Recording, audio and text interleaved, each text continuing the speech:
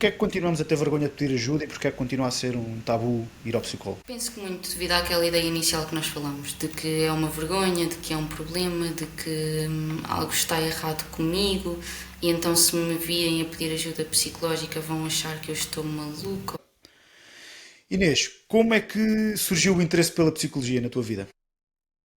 Bem, o interesse pela psicologia na minha vida honestamente surgiu de uma forma um bocadinho aleatória, até porque não era o que eu queria quando era mais nova. Eu sempre quis seguir medicina, na realidade, queria a parte da pediatria. E entretanto sempre achei que era fácil e que tinha notas para isso e nunca sequer ponderei uma outra opção. Entretanto, no 12º ano não foi bem assim e acabei por me esbarrar um bocadinho nos exames. E não tinha sequer qualquer ideia do que seguir, mas a mente humana sempre me fascinou de alguma forma. E então vinha das ciências, muitas vezes acontece que a psicologia até vem mais das humanidades, apesar de ser uma ciência. Mas a única resposta que surgia na minha mente quando pensava noutra opção era a psicologia e decidi, pá, vou experimentar, vou um ano e se vir que não gosto, depois volto a tentar outro curso.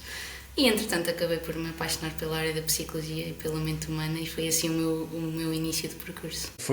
Foi um acaso que acabou por dar bem, por assim Foi um dizer. acaso que acabou por correr bem, exatamente. Como é que explicarias a psicologia a alguém que nunca ouviu sequer o termo e que não faz mais pequena ideia do que é que se trata? Ok. É assim, de uma forma muito geral, a psicologia, e é importante ter logo esta ideia, como eu disse ainda agora, é uma ciência. E é uma ciência que estuda o comportamento humano, que estuda também os processos mentais, ou seja, é algo que estuda a forma como nós sentimos, como nós pensamos, como nós agimos connosco próprios e também com os outros. Ok? E há algum mito ou algum preconceito, alguma ideia pré-definida sobre a psicologia que te irrite particularmente? Sim. Um bocadinho aquela ideia, para começar, de que a psicologia associa-se muito ainda ao de que algo está errado, não é? Se vais ao psicólogo é porque algo está errado contigo, ou ouve-se muito estás maluco, ou eu não estou maluco, portanto não preciso ir ao psicólogo. E esse é um dos mitos que me irrita mais, por assim dizer, na psicologia. Portanto, o procurar ajuda psicológica é exatamente o oposto disso, não é? Claro que a psicologia também é para as perturbações mentais, claro que também é para quem tem uma doença mental, mas é para muito mais do que isso. É para quem se quer entender como pessoa, é para quem quer crescer como pessoa, é para quem quer melhorar as suas relações, para quem quer tomar decisões mais conscientes sobre si, sobre a sua vida e viver com mais serenidade. Portanto, eu Ou acabo seja, por dizer desculpa. não, não, nada disso. A psicologia é muito mais. Devíamos levar a psicologia muito mais como, entre aspas, como um dentista do que propriamente um serviço de urgência, não é? Sim, sim, sim, tal e qual. É um bocadinho até essa a minha esperança, que um dia seja ir ao psicólogo, seja quase como ir ao médico de família, não é? Porque é algo que integra tanto a nossa vida e que está presente em tudo, na forma como trabalhamos, como dormimos, como agimos, como nos relacionamos. E então tem que ser muito mais priorizada. Apesar de achar que já é mais priorizada, acho que ainda deve ser mais priorizada do que é atualmente. O que é que achas que falta para dar esse passo? Então, de falta de informação da própria ciência para o público em geral, achas que ainda é de facto o tabu que começou a ser associado a essa ciência, como tu disseste, e bem, e é verdade, não estou maluquinho, não preciso ir ao psicólogo, eu estou bem, não preciso lá ir. Achas que alguma destas vertentes tem algum fator mais importante nesta ainda não naturalidade, ou achas que é outra coisa qualquer que ainda está a criar essa pequena barreira? Eu acredito que sejam as duas que disseste, Xavier, e acredito até que elas se relacionam, porque o que acontece é que há muito este mito, sim, de que a psicologia é para quem está maluquinho e que se eu vou ao psicólogo é porque algo está errado comigo, mas isto também vem da ideia base da informação, ou mais da desinformação, portanto, eu se tivesse que responder à tua pergunta diria que começa mesmo pela literacia emocional, por explicar qual é o papel da saúde mental, o papel da psicologia e isto cada vez mais cedo, tanto nas escolas como nas organizações, como na comunidade em geral. Era isso que te perguntar, achas que faz falta da mesma maneira que existe, estou a divagar, da mesma maneira que existe, sei lá, o ensino do português, o ensino da matemática, aliás, o ensino da tão proclamada e da tão polémica questão da cidadania, por exemplo, que devia existir algo que, não entrando na parte de ciência da psicologia, porque estou a pensar, se calhar mesmo numa idade muito nova, porque na escola primária vemos a ser ensinado aos meninos educação física, músicas, inglês, francês. Achas que já devia haver algum pequeno contacto com a psicologia? Achas que isto podia ser um caminho para de facto normalizar a psicologia? Sim, acho de todo, acho mesmo e na minha opinião tens toda a razão, até porque é nesta educação para a saúde mental desde cedo e quando nós conseguimos falar sobre as emoções cada vez mais cedo, sobre empatia, sobre a gestão de frustração, sobre o equilíbrio, se nós conseguirmos que este conhecimento vá passando desde cada vez mais cedo, é menos provável também que surjam perturbações graves mais tarde. Portanto, claro que sim, a psicologia deve ser vista como parte da educação e cada vez mais, desde mais novos e como uma área qualquer como tu falaste, deve ser ensinado sobre isso. Felizmente, e um bocadinho em algumas realidades que eu conheço, às vezes já é feito e acaba por ser já integrada desde cedo, o que me deixa bastante feliz, mas ainda não é algo que se vê em todo o lado e que é generalizado, acaba por ser mais de uma decisão de quem está por trás depois do ensino e não algo que é incutido só por si no ensino, por assim dizer. Inês, quando alguém chega até ti, quando chega a uma consulta tua, seja presencial, seja à distância, o que é que as pessoas normalmente mais desejam quando entram em contacto contigo? Qual é o principal problema, se é que é um problema que procuram resolver? Isso é uma boa questão. Apesar de ser algo um pouco abrangente e encontram-se diversos motivos desta procura da psicologia, confesso que uma das questões que mais é procurada hoje em dia é a questão da solidão, no sentido não restrito da palavra. O que eu sinto muito nas pessoas que me procuram hoje em dia é uma solidão no sentido de eu até posso ter muita gente à minha volta, mas sinto-me sozinho, sinto-me perdido, ou seja, quase que uma falta de pertença genuína, uma falta de ligações genuínas, o que acaba por ser compreensível. Né? A verdade é que é aquele velho não, aquele recente clichê de que nunca estivemos tão conectados e ao mesmo tempo tão sós. E isto começa a notar-se muito nas pessoas, uma falta de pertença, uma falta de sentido, é quase um vazio moderno, pronto.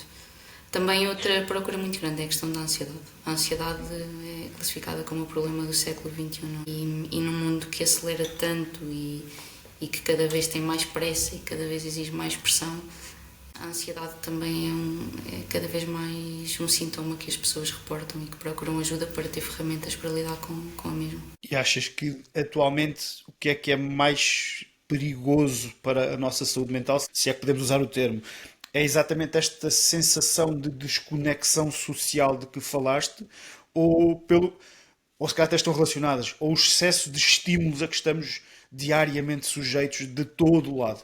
Ambas, e concordo quando disse que provavelmente estão relacionadas. A verdade é que, se eu for a pensar nas dificuldades que, a meu entender, se encontram hoje em dia, nós estamos a viver numa época de mudanças muito grandes, não é? E rápidas. E a muitos níveis, tecnológicos, sociais, até emocionais.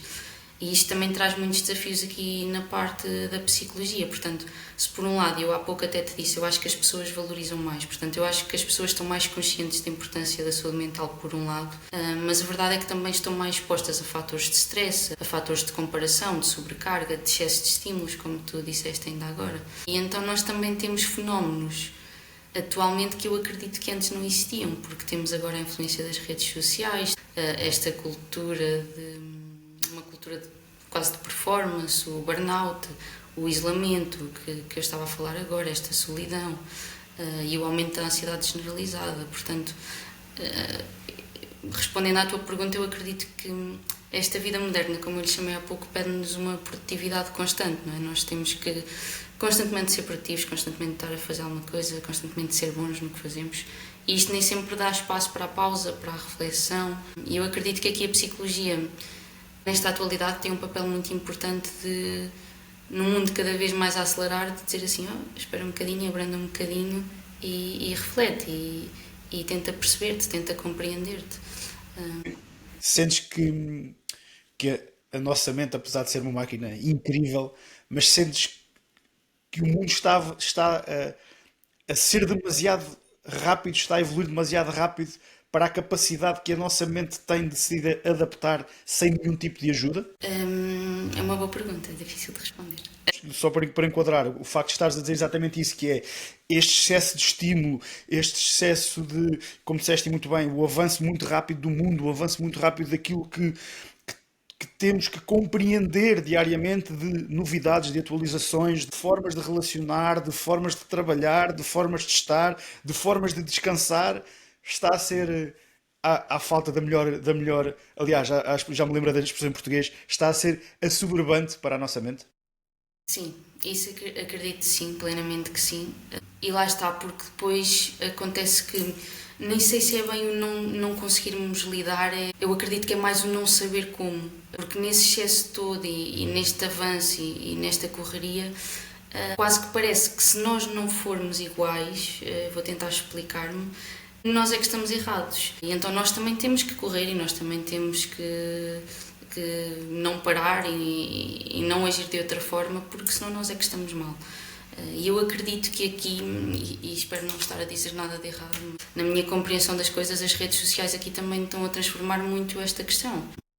E porque transformam logo à partida a nossa relação, não é? Connosco, com os outros. E isto é importante desmistificar, e eu sou a primeira a dizer, as redes sociais têm um lado muito positivo, não é? Porque temos o acesso à informação, temos a partilha, nós podemos chegar a pessoas que não vemos de outra forma, temos uma comunidade, mas depois também há aqui este lado desafiante, que é esta comparação constante, que é o que nós antes tínhamos em pequeno, agora temos em grande, é esta pressão que vem com tudo, com a imagem, com a vida que vemos lá fora, relacionado com isto que estávamos a falar, não é? Parece que nós entramos e as outras pessoas conseguem fazer tudo e têm tempo para tudo e fazem tudo tão bem e é tudo tão fácil.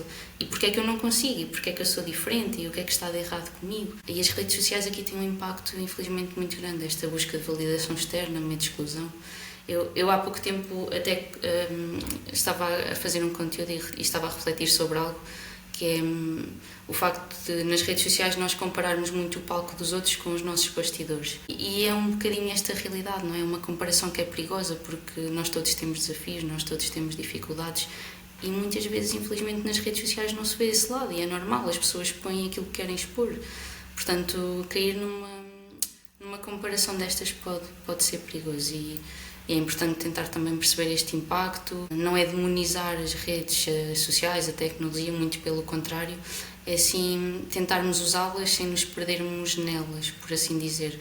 Ou seja, percebermos um bocadinho quando é que estamos a viver e quando é que estamos só a mostrar que vivemos.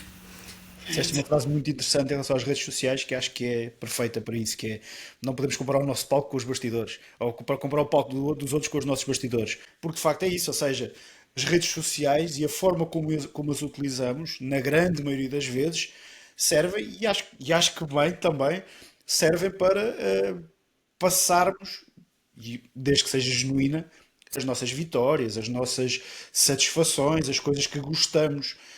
Temos é que ter todos a noção exatamente disso, que elas servem para isso e são isso. E que eu não sei, há alguns memes muito, muito interessantes, há umas imagens muito interessantes e uma das todas para mim que é até penso que seja uma imagem de um pai a proteger um miúdo ou uma coisa qualquer, a dizer está tudo bem e atrás está carregado de setas e de facadas e por aí fora. E é exato, eu penso que é nesse sentido que estás a falar. Apesar de eu ver os sucessos da outra pessoa, a vida da outra pessoa garantidamente não é só sucessos. Tem lá muita coisa por trás, muitos problemas, muitas preocupações e não podemos.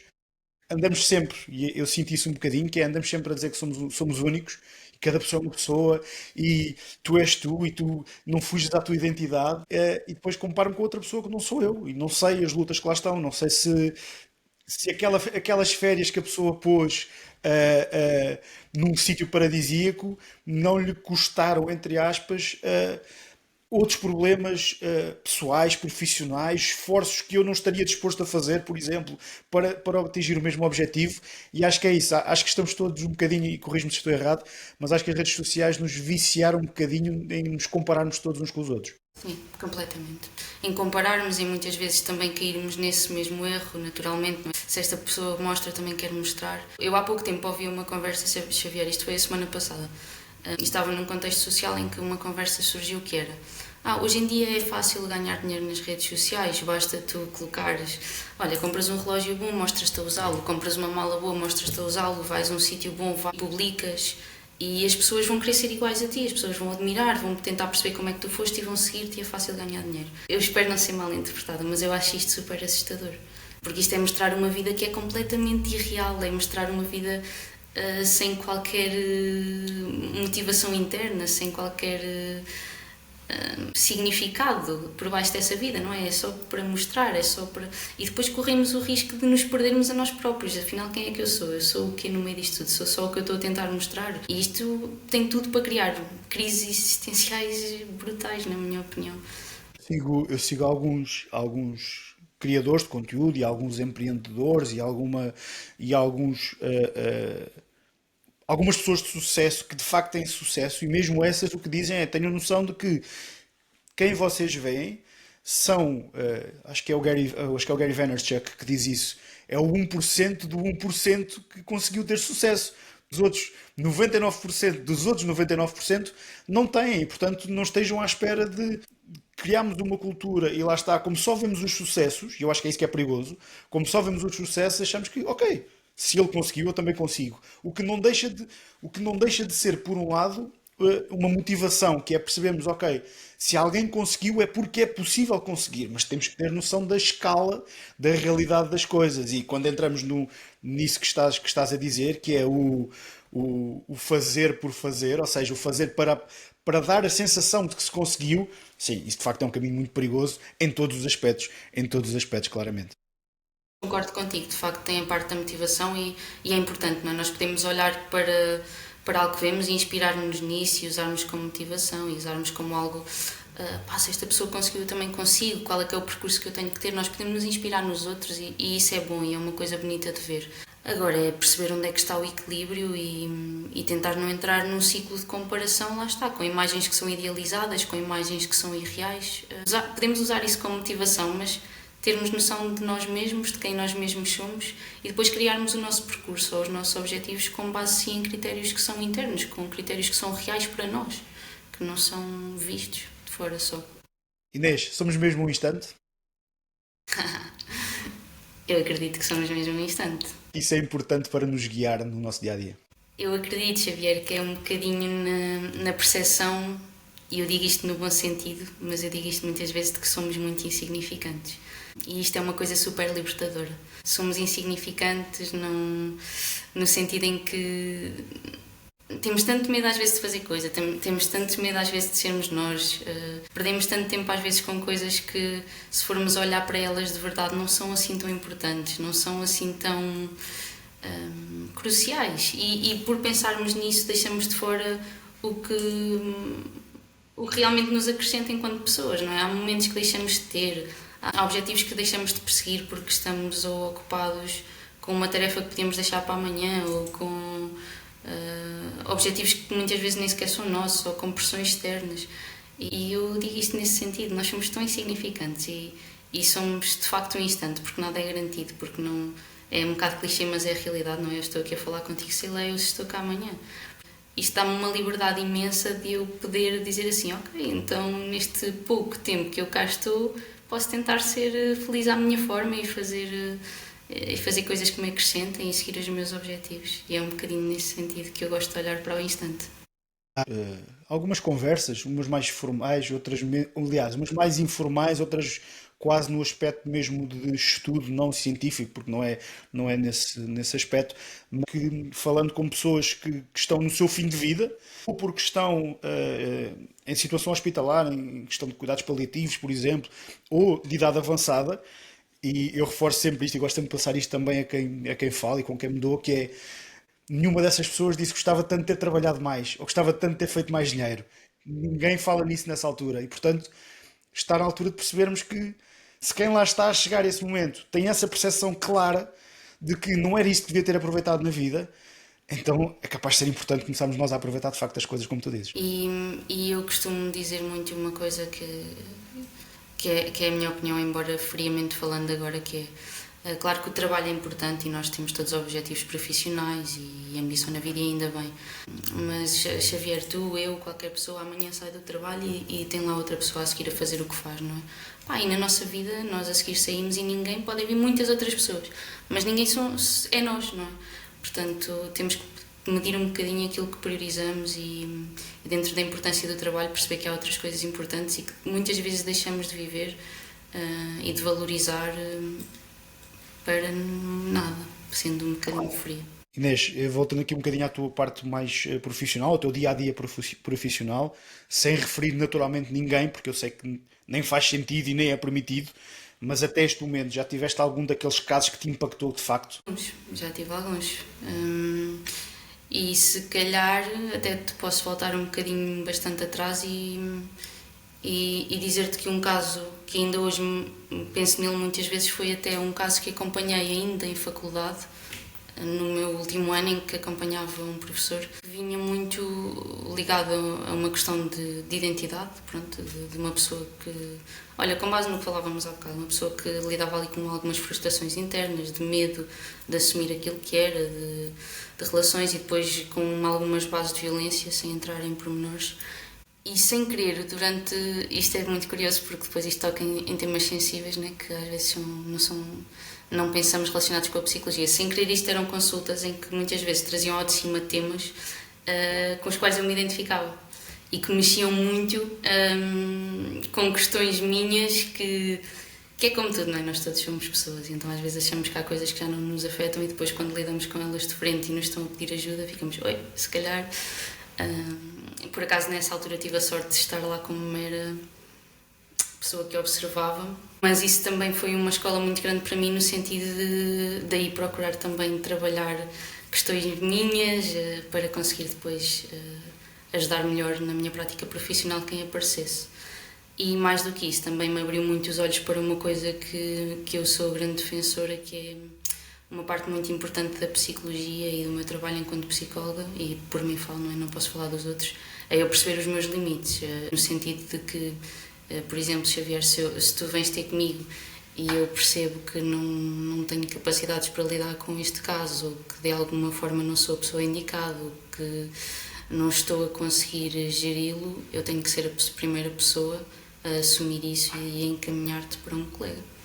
Era uma questão também, aproveitando aqui este encadeamento, que gostava de fazer, porque sempre tive alguma curiosidade nesse aspecto, que é, e como tu dizes, normalmente, pelo facto da maneira como nós entendemos a psicologia e o apoio psicológico e por aí fora, ou seja, voltando um bocadinho ao que dissemos há bocado, entendendo-lo mais como um serviço de urgência do que propriamente uma consulta regular ao dentista, eu assumo que, como tu disseste, que grande parte dos casos que te chegam são casos já a precisar de uma intervenção direta e imediata. São pessoas que estão mesmo a precisar de ajuda naquele momento porque não sabem estar a lidar com o que quer que seja na vida deles. E a minha questão aqui é, tu, enquanto psicóloga, na generalidade, enquanto do que sabes dos teus colegas e que sabes como é a vida dos psicólogos, vocês conseguem mesmo desligar quando vão para casa ao fim do dia ou há sempre ali uma bagagenzinha que vai com vocês? Olha, isso é uma pergunta super interessante e é uma pergunta que eu debato muito entre colegas de profissão. E já cheguei à conclusão que muita gente responde de forma diferente. Portanto, há quem diga que sim, que consegue de facto desligar. Eu, pessoalmente, e sendo completamente sincera, não consigo desligar completamente.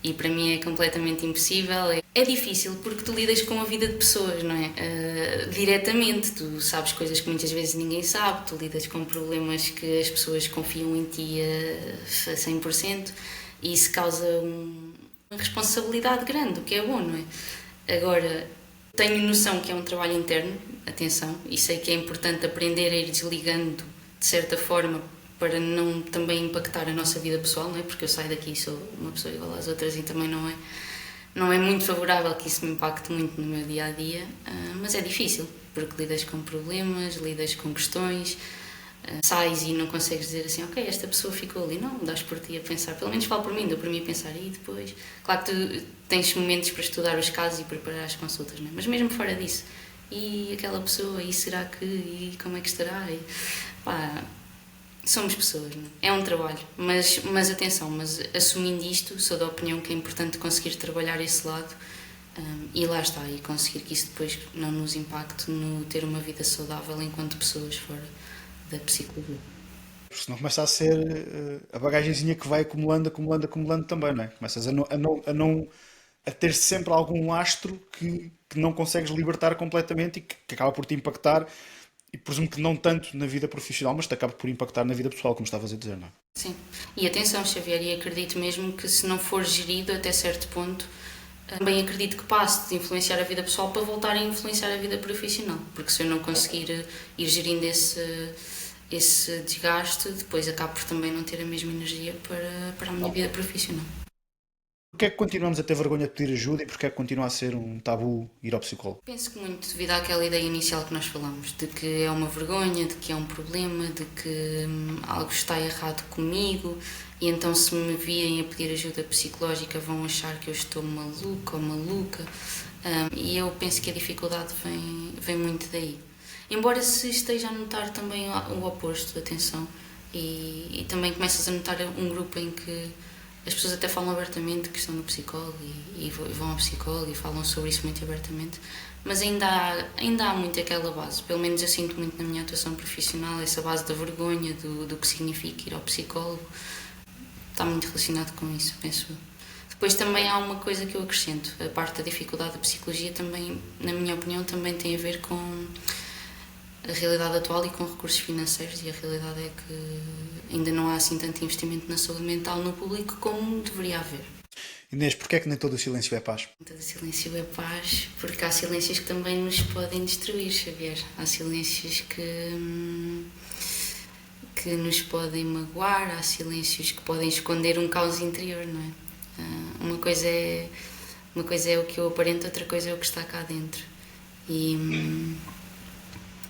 Isso explica, desculpa interromper-te, isso explica um bocadinho aquilo, se calhar estou a fazer uma ligação absurda, mas explica um bocadinho a tendência, ou pelo menos o normal que nós vemos nos noticiários quando acontece alguma tragédia, que é aquela pessoa era tão sossegada. Isso vem daí um bocadinho também. É o teu acumular e o não saberes. Lá está, há silêncios que são paz, há silêncios que são descontração pura, há silêncios que são contemplação pura e há silêncios que são isso, que é não saber gerir com as emoções, então fechamos. Sim, sim. Acredito que sim. O não saber gerir as emoções, o aprendermos que mais vale às vezes não falarmos, o aprendermos que se falarmos estamos a incomodar. Muitas vezes o silêncio vem já de padrões repetitivos, não é? De padrões muitas vezes de infância, de que não é reconhecido muito a tua palavra e isto acaba por ser interiorizado em padrão. E portanto, sim, claro que há silêncios que são positivos e silêncios de paz, como tu disseste, mas há outros silêncios que escondem outras coisas, que são a ausência de eu me conseguir expressar, que são a ausência de eu conseguir dizer aquilo que sinto.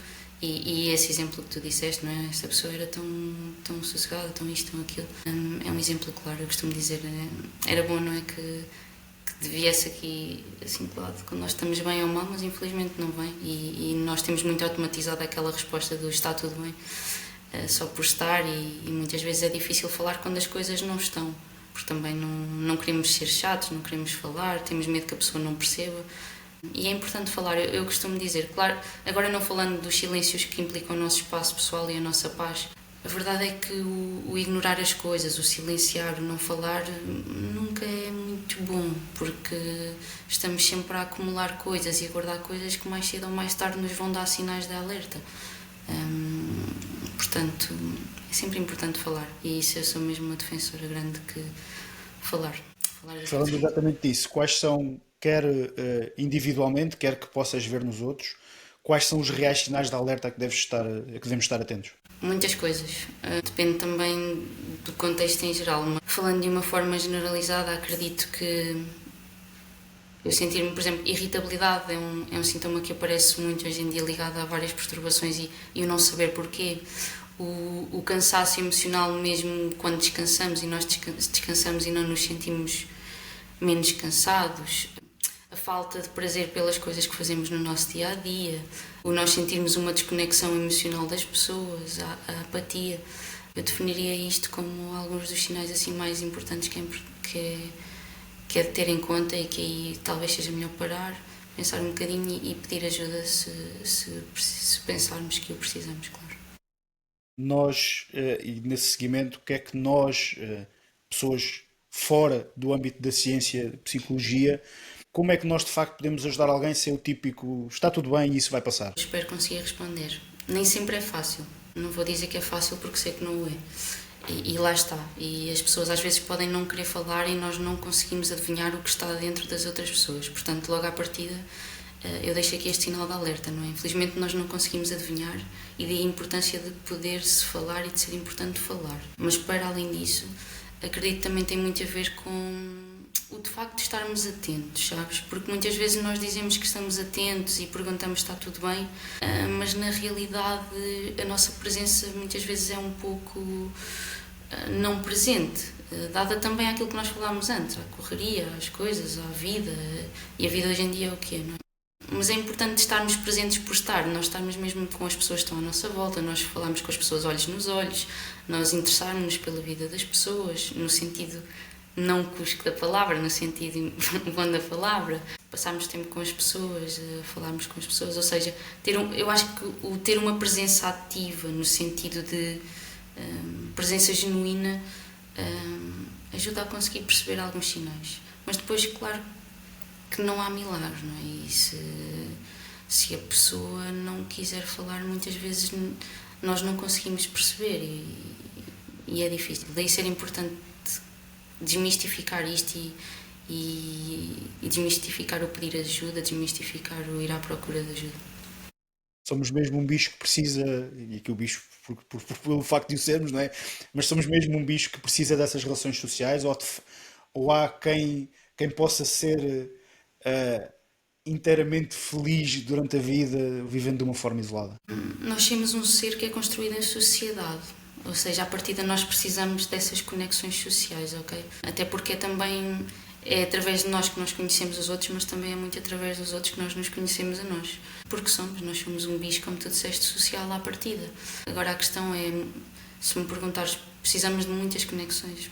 Não. Precisamos de conexões genuínas, precisamos de conexões verdadeiras e precisamos de conseguir lidar em comunidade, de estabelecer relações em comunidade, porque somos um bicho de comunidade.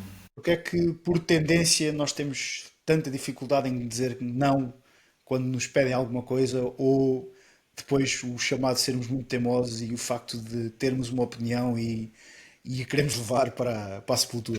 O dizer não é um problema de muita gente, infelizmente, mas que não deveria ser. E é tão libertador. E é tão libertador. O nosso problema em dizer não vem de um problema básico, que eu defino como o nosso problema, desde sempre em pôr limites. E isto explica muitos dos problemas que se desenvolvem a seguir, às vezes relacionados com tudo, com ansiedade, com depressões, com o que quer que seja. Dificuldade de colocar limites, dificuldade de eu assumir o meu valor, quem eu sou como pessoa, e dizer, opá, não, dentro daquilo que eu sei que são os meus valores e que eu sei que eu quero e que eu valorizo, eu não aceito isto. Logo aí é uma parte importante, esta definição de limites, que é o sinal mais claro de amor próprio e de autoestima que podemos ter. E depois, Esse retardar, essa diminuição do número de vezes que dizemos não transforma-se depois numa bola de neve, ou seja, quanto menos vezes dizemos que não, menos vezes vamos dizer que não no futuro, por assim dizer. muitas vezes sim, não é? Porque acabamos por criar esse padrão e depois é mais complicado rompê-lo. Por isso é que é importante, quando temos essa noção, dizer assim, ok, então vou tentar fazer um desafio e esta semana vou dizer assim um não, mesmo com vontade, de uma coisa que ando aqui a adiar há que tempos, vou fazer isso esta semana. Porque é libertador, como tu disseste, e simboliza muito o deixar de fazer. Porque quando nós dizemos que sim a tudo, não é? E às vezes por receio de que a pessoa fique chateada, por receio de desagradar, por receio de parecer que estamos a ser maus ou más ou o que for, o que acontece é que depois nós nos vamos anulando aos poucos. Sempre que nós dizemos um não, ou dizemos um sim, que queríamos que fosse um não, estamos-nos a anular um bocadinho. E isso depois pode levar a várias coisas, não é? Muitas vezes andamos frustrados e nem sabemos bem porquê, sentimos que não somos valorizados, sentimos que não somos vós, mas a verdade é que se nós olharmos bem para a situação, nós próprios é que muitas vezes alimentamos isso e também temos que assumir essa responsabilidade. Eu costumo dizer, se eu achar que a culpa está nos outros que exigem muito de mim, O que é que eu posso mudar? Nada. Isto é como em tudo na psicologia, eu tenho que assumir a minha parte da responsabilidade e perceber, não, então mas o que é que eu estou a fazer que promove isto e o que é que eu posso mudar? Porque os outros eu não posso mudar. E há alguma parte, tenho muita curiosidade nisso, há alguma parte científica mesmo que mostre que de facto existem alterações no nosso cérebro, na forma como raciocinamos. Dentro disto estavas a dizer, ou seja, quanto mais vezes eu vou dizendo que sim, mais o meu cérebro se habitua a dizer que sim e cria ali quase uma subserviência a qualquer pergunta que me façam, qualquer pedido que me façam. Sim. Sim, porque isso vem lá está destes padrões mentais.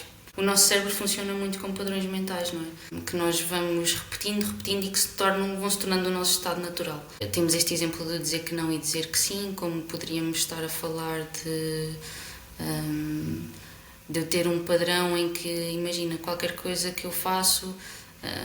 Ou nós observamos isto em algumas pessoas, imagina, tu fazes-me alguma coisa, mas o meu instinto é pedir-te desculpa logo a ti, não é? E isto vem de um padrão que eu fui criando e que fui criando e que fui criando e que fui criando e que se mantém. Agora, qual é que é a maior dificuldade normalmente nestes padrões? É como são padrões que o teu cérebro desenvolve de uma forma muito inconsciente. Há pessoas que nem têm noção deles. E a importância aqui é que quando se ganha consciência deles, tentar trabalhá-los de forma a conseguirmos ter uma vida lá está mais saudável, conseguirmos ter mais bem-estar connosco e com a nossa relação com os outros. Esse é um tipo de padrão e um tipo de comportamento que se consegue alterar Sim. em sessões de psicologia, por assim dizer, sessões, consultas. Desculpa-me se não é o Não, termo não, sim, sim. Não, claro que sim. Muito do trabalho da psicologia é mesmo reestruturar padrões. Reestruturar padrões que nós fomos adquirindo ao longo da vida e que hoje em dia já não se enquadram e que já não nos fazem bem, que já não são saudáveis.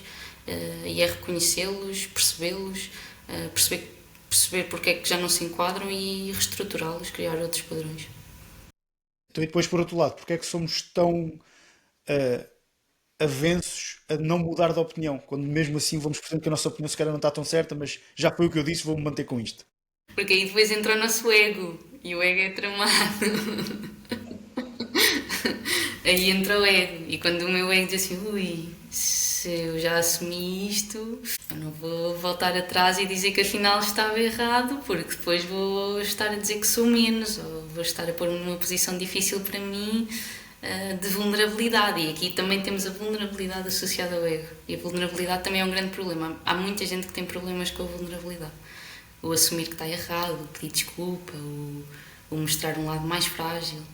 E é importantíssimo, né? Porque sem essa vulnerabilidade e sem essa, entre aspas, fragilidade no bom sentido, também não construímos relações genuínas, nem...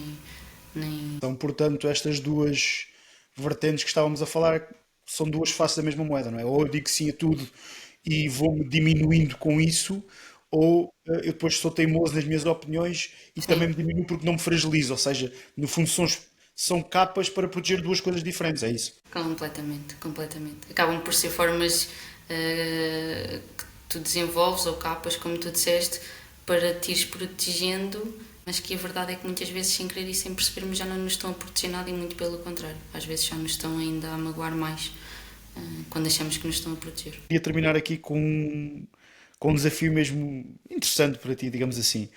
Que mensagem é que achas mesmo importante toda a gente ouvir e toda a gente saber sobre saúde mental, psicologia, com algo desse género? Ok. Talvez de que a saúde mental é uma parte integrante da saúde, no geral. E que não a podemos distanciar, nem a podemos quase que separar dela. Seria isso, se calhar no fundo. Saúde mental é saúde, ponto. Não há uma sem a outra. Não vejo melhor forma de terminar. Inês, foi um gosto enorme estarmos aqui à conversa este bocadinho. Acho que, sinceramente, é um dos motivos por estarmos a fazer isto com este tema. É de facto isto, ajudar a desmistificar um bocadinho, ajudar a percebermos que não são só os maluquinhos que vão ao psicólogo e percebermos de uma vez por todas que, malta, não estamos todos bem.